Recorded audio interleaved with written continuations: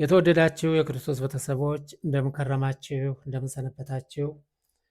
በዛሬው ቀን እንደ ኢትዮጵያ አቆጣጠር 2018 ዓመተ ምህረት ሚያዝያ 23 ቀን ሲሆን እንደ አውሮፓ አቆጣጠር ደግሞ 2026 ዓመተ ምህረት ግንቦት አንድ ቀን ነው።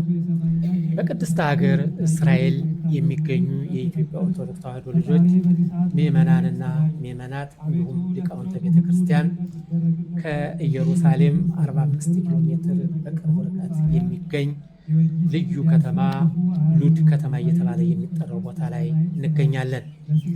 በዚህ ከተማ እንግዲህ ሰማዕቱ ቅዱስ ጊዮርጊስ አጽሙ ያረፈበት ተወልዶ ያደገበት ቦታ ሲሆን በዚህ አካባቢ አረብ እስራኤሎችና እስራኤላውያን የሚኖሩበት የጥንት ከተማ ነው። እኛም ዛሬ ወደዛ ጎራ ብለና በዚህ ቤተክርስቲያን ስንገባ ቤተክርስቲያን ዋና የበላይ ኃላፊ የግሪክ ኦርቶዶክስ ተዋሕዶ ቤተክርስቲያን ሲሆን እኛም ወደዛ ጎራ እያልን በተለይ በዓመት 2 ጊዜ በደማቅ ሁኔታ እናከብረዋለን ማለት ነው። ለሚያዝያ ጊዮርጊስና ለሰባር አጽሙ ጊዮርጊስ ማለት ነው። ዛሬም እኛ ወደዛ ጎራ ብለን አጋጣሚ በዛ ቦታ ስንሄድ ሊቀ ሊቃውንት የእንታ ዕዝራ በተገኙበት የጊዮርጊስን በዓል እያከበር እንገኛለን። ቀጥታ አሁን እንወስዳችሁ የቅዱስ ጊዮርጊስ ገድሉን ታምሩን እየተነበበ ስለሆነ ቀጥታ ወደዛ ነው ወስዳችሁና ተከታተሉኝ ማለት ነው። ይሄ አሁን የሚቀርብላችሁ ቁጥር 1 ሲሆን ቁጥር 2 ደግሞ ሰፋ ያለ አቤቱ ጌታዬ ኢየሱስ ክርስቶስ ሆይ ከቸራባት አቀርብላችኋለሁ። ቀጥታ ወደዛ ነው ወስዳችሁ ተከታተሉ። ጋራ ፍጹም ምስጋና ይገባል በየጊዜውና በየሰዓቱ እስከ ዘላለሙ አሜን። ማን አደረሰ በማለት የተደነቁ ጠየቁት። እርሱም ቅዱስ ጊዮርጊስ ያደረገለትን ሁሉ ነገራቸው። ከነገሩ የተነሳ ፈጽሞ አደነቁ። እሱም ከሸክላ የተሰራች የሰጎን እንቁላል የምትመስል ሸክላ ከአረብ ሀገር ይዞ መጥቶ ነበር። ይችንም እንቁላል የመሰለች ሸክላ ወደ ቅዱስ ጊዮርጊስ ቤተክርስቲያን ይዞ ሄዶ ለኤጲስቆጶሱ ሰጠው። ኃያሉ ሰማዕት ሊቀ ሰማዕታት ቅዱስ ጊዮርጊስ ያደረገለት እርዳታ ከሩቅ ሀገር እንደ ዓይን ጥቅሻ እንዴት ፈጥኖ እንዳመጣው እስከ መጨረሻውም ለዚህ ተአምር መታሰቢያ ሆኖ ይኖር ዘንድ ያን የሸክላ ስራ በቤተ ክርስቲያኑ ያኖረው ዘንድ ለመነው። ኤጲስቆጶሱም በቅዱስ ጊዮርጊስ ስዕል አንጻር ታላላቅ ቅዱሳን መጻሕፍት በሚነበቡባቸው ቦታ ላይ አኖረው። እኔም የዚህ ተአምር ጸሐፊ ወደ ቤተ ክርስቲያን በገባው ጊዜ ያችን ሸክላ በአረፍተ ቤተ ክርስቲያኑ ላይ ተሰቅላ አየኋት። ኤጲስቆጶሱንም ጠርቼ ይህች ክብ ሸክላ አረማውያን ከሚሰግዱበት አውጥተውት ነው እንጂ በዚህ አገር አትሰራም። በቤተ ክርስቲያን ውስጥ እንዴት ይችን ክብ ሸክላ ሰቀላችኋት አልሁት። እርሱም በአረማውያን ውስጥ ድንቅ ተአምሩን ያሳየ ሊቀ ሰማዕታት ቅዱስ ጊዮርጊስ በሰውየው ላይ ያደረገውን ተአምር ከምድረ አሕዛብ በነጭ ፈረሱ እንዴት እንዳመጣው ከሞትም እንዳዳነው ይህችን እንቁላል መሰል ሸክላ ለዚህ ተአምር መታሰቢያ እንዲሆን በቤተ ክርስቲያኑ አኖርናት ብሎ ነገረኝ።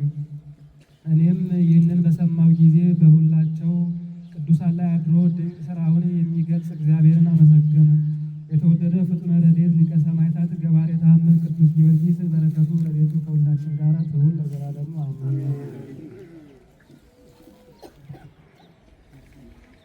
ዮሐንስና ከሞት በኋላ ሰማዕቱ ያስነሳው ልጁ ጊዮርጊስን እኔ አባ ቴዎዶጦስ በዓይኔ አይቻችኋለሁ። ወደ ኢትዮጵያም በምሄድበት ጊዜም ሸኝተውኝ ሁለቱንም በሕይወት እዚያው ትቻቸው ሄድኩ። ዘወትር ችላ ሳይል ወደ አምላኩ በመለመን የሚያድናቸው ተስፋ የሚያደርጉትን ሁሉ ፈጥኖ የሚረዳቸው የተወደደ ንዑድ ክቡር ኮከበ ክብር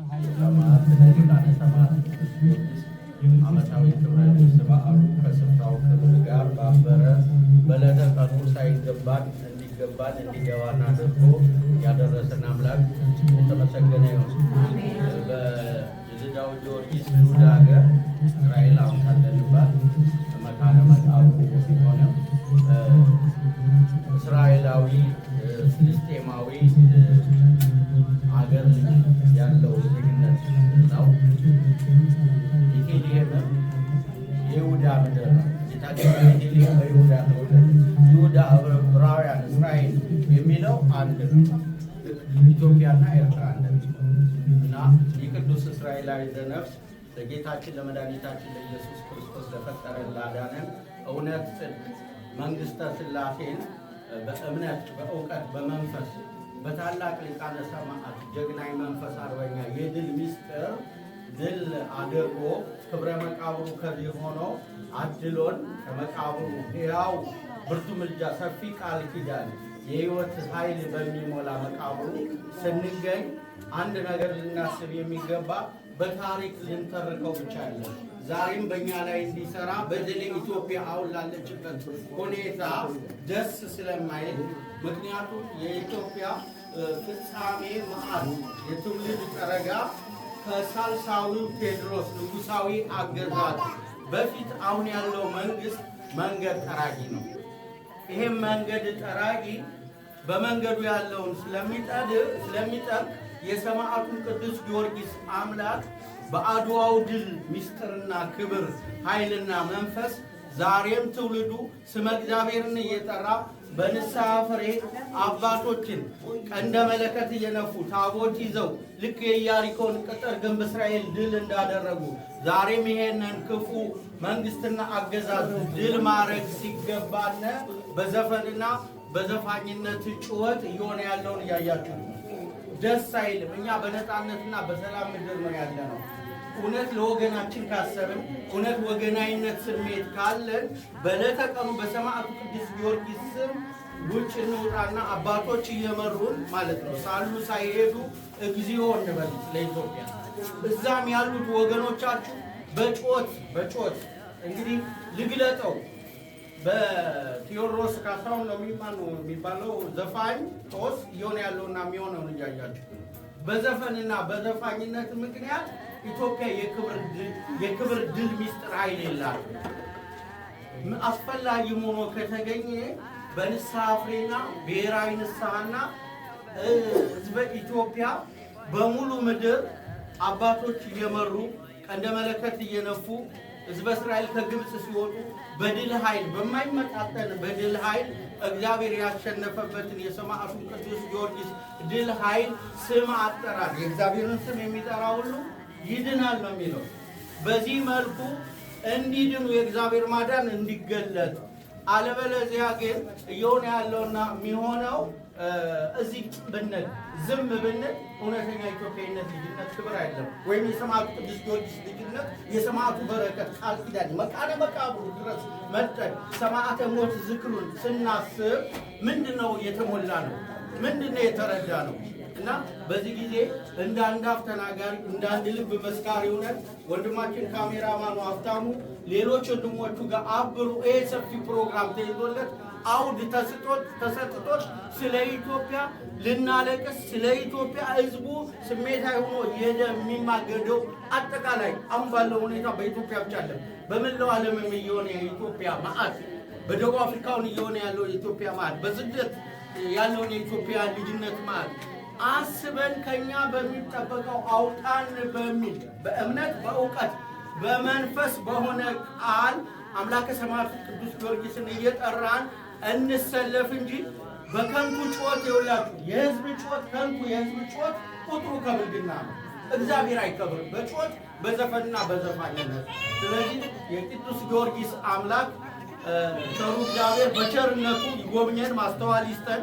ወንድማችን እኔ ፕሮግራም ያልነበረ ባስጀመረኝ ወይም ባሳሰበኝ አባቶችን ይዘን እግዚኦ ብንል የላቀና ቅድመ እግዚአብሔር የሚደርስ ተዋረድ ስርዓት አካሄድ መንገዱ ያነ ነው። ከአባቶችም አሉ እውነተኛ አባቶች ለጽድቅ ያበሩ ተውጠው ነው። እኛ እንዲገለጡ ደግሞ በታዛዥነት ልጅነት መንፈስ ከረዳናቸው ስም እግዚአብሔር የተጠራበትና የተጸለየበት ነገር የድል ዕዳም ሊኖር በስጋ እንጂ በነፍስና በዘላለም በትውልድ አይሆንም። በቀኝ በኩል የተሰቀለው ሽፍታ ለዘላለም ክብሩን ያገኘው እድሜ ልኩን ግን በሽፍትነት በወንበዴነት የሚኖር ነው። በእርግጥ መልካም ነገር ቀድሞ በጎ ስራ አልፋለች ይዛለች።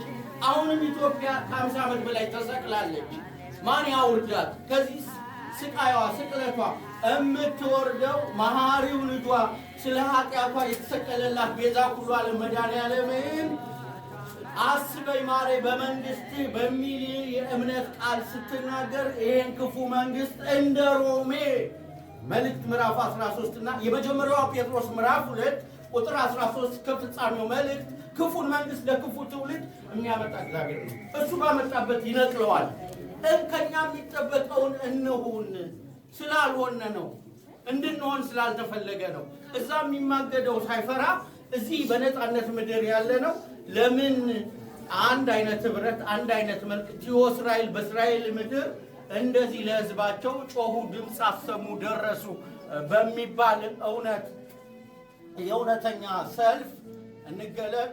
ስለዚህ ሁሉ አምላከ ቅዱስ ጊዮርጊስ በለተ ቀኑ ዓመታዊ ክብረ ንግስ ሰማዕተ ክብሩ እና መቃብሩ ላይ አድርሶን ሳይገባን እንዲገባን እንዲገባንም እንዲገባንም ያደረገ የሰማዕቱ ቅዱስ ጊዮርጊስ አምላክ ቸሩ እግዚአብሔር የተመሰገነ ይሁን።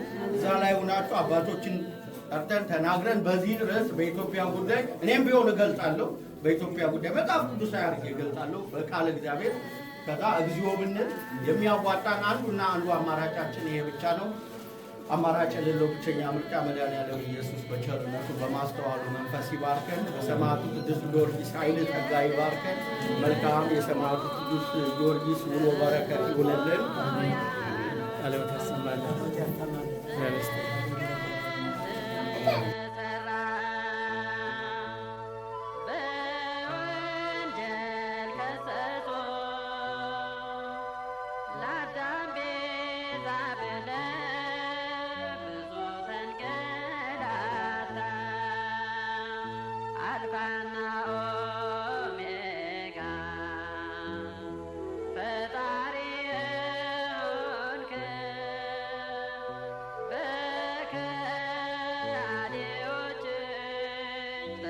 Second.